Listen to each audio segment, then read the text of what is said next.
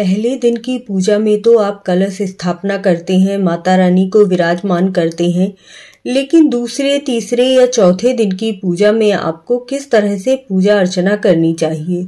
और साथ में हम जानेंगे कि ऐसे कौन से 10 संकेत होते हैं जिससे कि पता चलता है कि माता रानी हमसे प्रसन्न हुई हैं और हमारे घर में उनका आगमन हो चुका है। जय श्री कृष्णा, जय राधे राधे। मुझसे जुड़ने के लिए धन्यवाद। वीडियो पूरी देखिएगा तभी समझ में आएगी। चैनल पर पहली बार आए हैं तो चैनल को सब्सक्राइब जरूर कर लीजिएगा। जय जोता वाली माता की जय। माता रानी का जयकारा जरूर लगा दीजिएगा कमेंट में। जय जोता वाली माता की जय। विंध्यवासिनी माता की जय। त्रिपुर सुंदरी माता की। आपने जो कलश स्थापना की है वह आपका बिल्कुल भी नहीं हिलना चाहिए, और जो माता रानी आपने बिठाई हुई है, जो फोटो रखी है, वो भी बार बार उठाई नहीं जाती है। बस आपको अपने हाथों से अपने मंदिर की सफाई कर लेनी है। जो फूल वगैरह रखे हैं आपने माता रानी पर चढ़ाए हैं वह सब हटा दीजिए। अच्छा, जो आपने भोग सामग्री रखी है वो ज्यादा समय तक आपके मंदिर में नहीं रखी रहनी चाहिए, नहीं तो कहते हैं कि नकारात्मक ऊर्जा उसमें आ जाती है। तो आप पूजा करके उठते हैं ना, तभी भोग सामग्री उठा लीजिए और सभी लोगों में बांट दीजिए। और जो पुराने फूल चढ़े हुए हैं वो भी आप शाम को ही उठा लिया कीजिए। जो दीपक वगैरह जला हुआ है और मतलब जो आप आरती के लिए दीपक जलाते हो ना, वो दीपक और जो बर्तन है वो सभी आपको शाम को ही अपने मंदिर से उठा लेने हैं। उसके बाद देखिए, दूसरे दिन भी आप माता रानी को इसी तरह से पंचामृत अभिषेक कीजिए, स्नान करवाइए। माता रानी आप सभी लोगों के ऊपर कृपा करें। अगर पहली बार जुड़ रही है तो प्लीज चैनल को सब्सक्राइब जरूर कर लीजिएगा। पूरी वीडियो देखिएगा, बहुत सुंदर वीडियो है और बहुत यूजफुल है आपके लिए। माता रानी कैसे कैसे भक्तों पर कृपा करती हैं ये जरूर देखिएगा। देखिए, पंचामृत स्नान के बाद माता रानी को स्वच्छ कपड़े से आपको पोंछना जरूर है। जब भी आप कोई भी भगवान, जैसे शिवलिंग भगवान आपके घर में है, शालिग्राम भगवान आपके घर में है, सभी को स्वच्छ कपड़ा लेकर पोंछना जरूर चाहिए। फिर उसके बाद अब मैं माता रानी को नए वस्त्र पहनाऊंगी। अगर आपके पास फोटो है तो थोड़ा सा गंगा जल छिड़क कर शुद्ध कर लीजिए। आचमनी जरूर दीजिए और खुद भी आचमनी लेना बहुत जरूरी होता है। तो माता रानी के चरणों में थोड़ा सा गंगा जल डालिए और इसके बाद माता रानी का आवाहन कीजिए कि माता रानी मेरी चौकी पर विराजमान होइए। उसके बाद आपने जो माला चढ़ाई हुई है, आप चाहे तो प्रथम दिन माला चढ़ाना जरूरी होता है।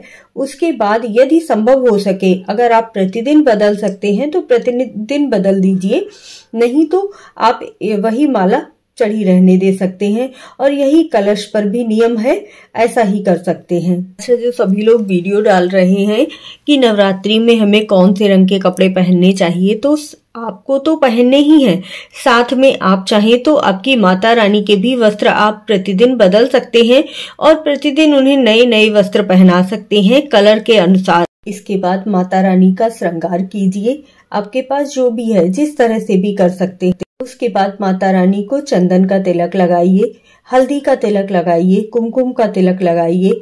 कुमकुम का तिलक लगाने से आपका सौभाग्य बढ़ता है और हल्दी का तिलक यदि आप माता रानी को लगाते हैं तो आपके भाग्य में वृद्धि होती है। जो चीजें आपके भाग्य में नहीं है, किस्मत में नहीं है, वो भी आपको मिलना शुरू हो जाती हैं। इसीलिए माता रानी को हल्दी का तिलक प्रतिदिन ही आपको लगाना है।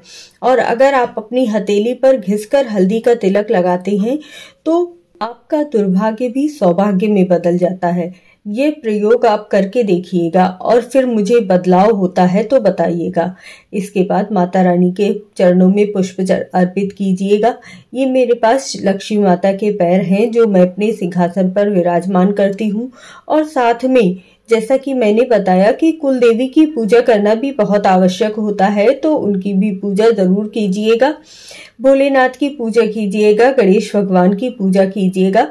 तो आपको सभी को हल्दी और कुमकुम का तिलक लगाना है, पूजन करना है। कलश का पूजन भी बहुत जरूरी होता है।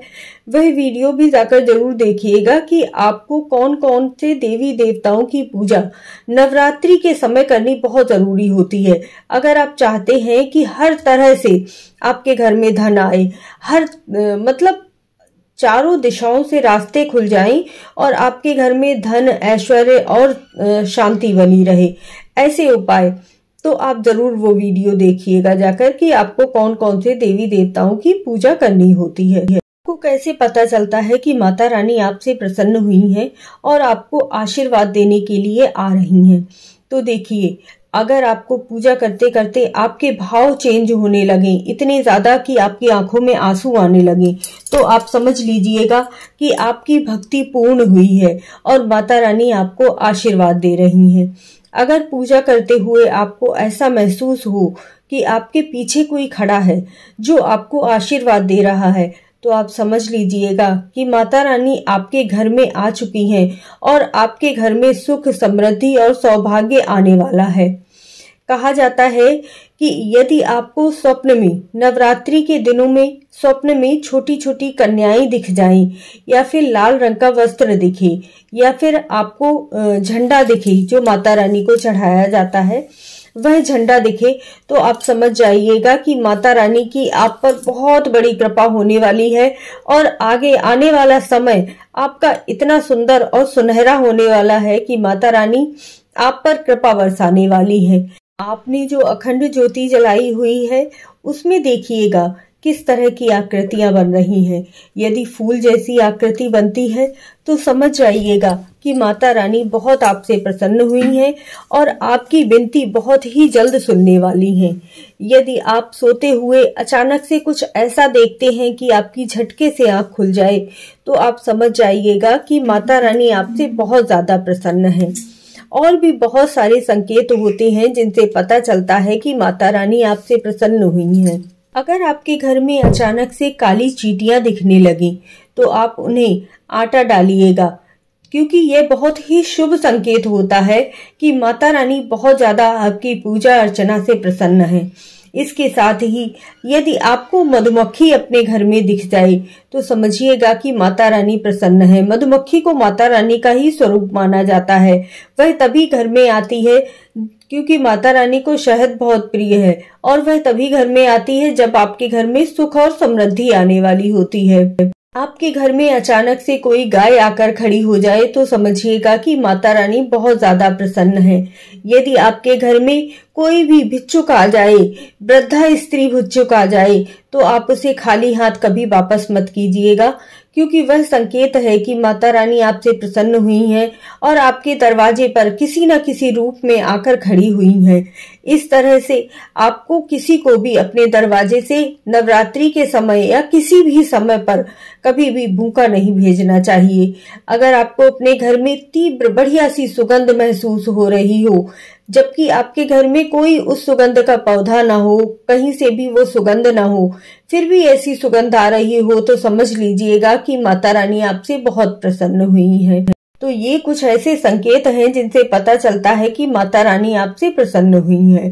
तो दूसरे तीसरे दिन की पूजा में भी आप माता रानी को भोग अर्पित करेंगे।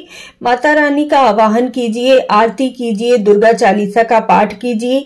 अगर सप्तशती का पाठ कर रहे हैं तो सप्तशती का भी पाठ कीजिए, और नहीं कर पा रहे हैं तो सिद्ध कुंजिका का पाठ तो अवश्य कर लीजिएगा। जो आपने ज्योत जलाई हुई है उससे कभी भी आरती नहीं करनी चाहिए। एक अलग दीपक जलाइए और उससे आपको आरती करनी है। इसके बाद माता रानी के मंत्रों का जाप एक बार जरूर कर लीजिएगा। ओम दुम दुर्गे नमः बहुत ही सरल मंत्र होता है। इसकी 108 बार जाप आपको प्रतिदिन करना है। इसके बाद आसन के नीचे थोड़ा सा जल डालते हुए ओम इंद्राय नमः बोलते हुए आपको जल जरूर डालना है, नहीं तो पूरी पूजा इंद्र देवता लेकर चले जाते हैं।